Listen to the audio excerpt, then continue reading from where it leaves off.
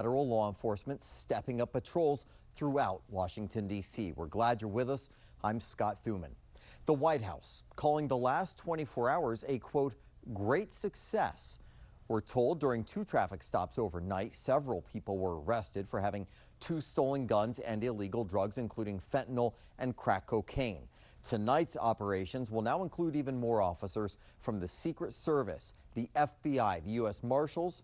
A White House official saying you can expect to see more than 120 federal officers in busy parts of the city as well as high crime areas.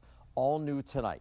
7 News' Christian Flores has been crisscrossing the district to show us what this enforcement looks like. He is live along the National Mall. Christian, what are you seeing? Well, we have seen some federal officers out, but I got to say, it's pretty tough to tell if it's more than usual. If you've stepped foot in D.C., chances are you've seen any number of federal officers making their rounds. That's just part of the deal when you're in the nation's capital. So right now, we're at the National Mall, smack dab in between the Washington Monument and the Capitol. This is one of those tourist destinations a White House official says is a top priority. So we went ahead and made our rounds. We took the pulse of people here as well as any number of other communities to see how they feel about all of this. Recent crimes have once again put D.C. in the crosshairs of the White House, resulting in the deployment of officers from more than a dozen federal law enforcement agencies. So we decided to take a drive to see if we could find federal officers at the 8th Street corridor, where we've covered business break-ins, Logan Circle, a popular park, the National Mall, a top tourist destination, and Benning Road, where we have recently reported on a major shootout. I think DCPD, like that, is enough. Yeah, I don't think we need the federal law enforcement. I don't necessarily think we need federal involvement at this point. That's my take. It's awesome that we have extra police presence to keep everybody safe and have them coming back. Well, I guess we're going to stop the crime. Yeah, it's necessary. A White House official says tourist attractions and other known hotspots are the top priorities, with MPD also joining this enforcement.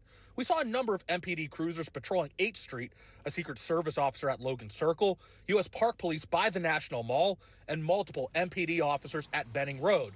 But residents and visitors remain split. So I hope we drive down the crime. So far, they're doing a good job. I think it puts fear in people. I feel the safest here, and especially in the Logan Circle area, so a little shocked to hear that. If you see a police walking the street or on a bike, I mean, I absolutely would think that would, prohibit anybody from doing anything wrong. So the plan is to have these amped up patrols for the next week, but a White House official says they can always extend that depending on what the needs are. So we'll just have to wait and see. Reporting live on the National Mall, Christian Flores, 7 News.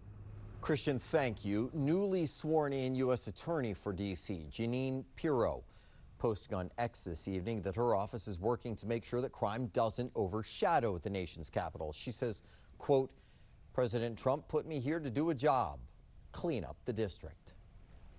We are working every day to protect and improve this district. A safer, stronger D.C. is our priority.